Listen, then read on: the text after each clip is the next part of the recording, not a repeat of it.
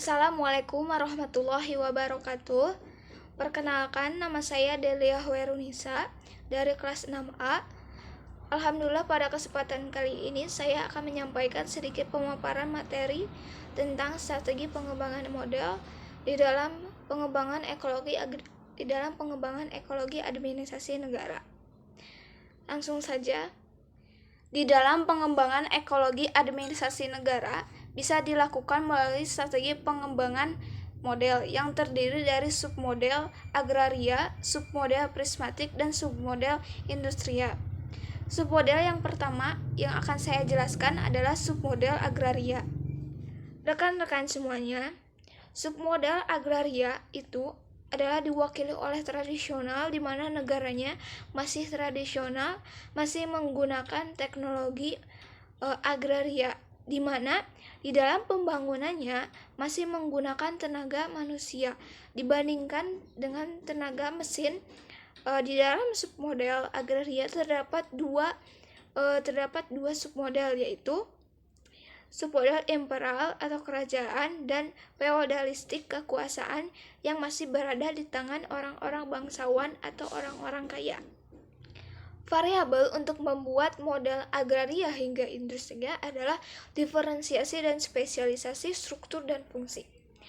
Struktur menunjukkan kepada adanya lembaga-lembaga, sedangkan fungsi itu menunjukkan kepada adanya tugas pelaksanaan dari suatu struktur tersebut. Rekan-rekan semuanya, dan perlu Anda ketahui juga bahwa di dalam masyarakat tradisional model agraria ini belum ditemukan diferensiasi dan sosialisasi, di mana satu lembaga menjalankan berbagai macam fungsi. Dan masyarakat ini biasanya disebut sebagai masyarakat food society. Kalau tadi saya sudah membahas tentang submodel agraria, kemudian yang selanjutnya saya akan membahas tentang submodel prismatik. Submodel prismatik adalah yaitu suatu masyarakat yang memiliki ciri-ciri tradisional atau agraria bersamaan dengan masyarakat modern atau industria. Ciri-ciri masyarakat prismatik ini adalah heterogenitas, formalisme, dan tindan atau overlapping. Heterogenitas adalah suatu campuran sifat-sifat masyarakat tradisional dan masyarakat modern. Bentuk realnya bisa berupa sarana administrasi berbasis elektronik modern yang berada di pedesaan, di mana masyarakatnya masih ada yang buta huruf. Yang kedua, formalisme, yaitu konsistensi antara yang dituliskan secara formal dengan yang dilakukan cenderung masih rendah, antara norma yang diberlakukan dengan reality yang masih berkesinambungan.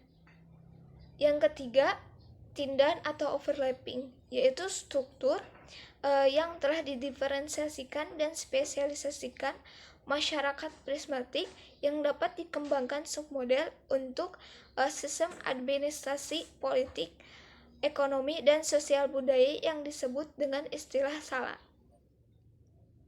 Lalu, rekan-rekan semuanya, submodel yang ketiga adalah submodel industria.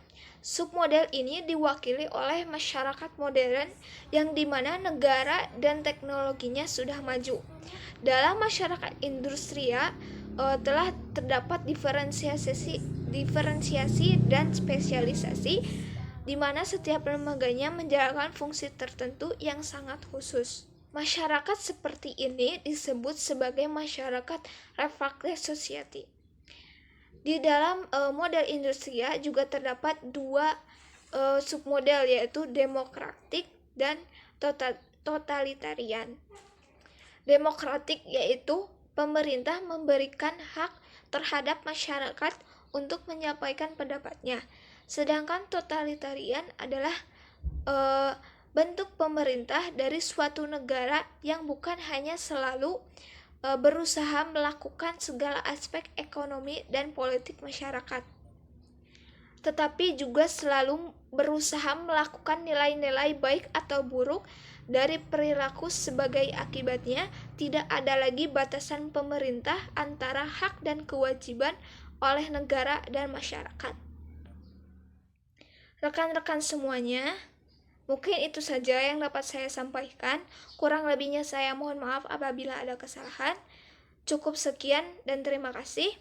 Wassalamualaikum warahmatullahi wabarakatuh.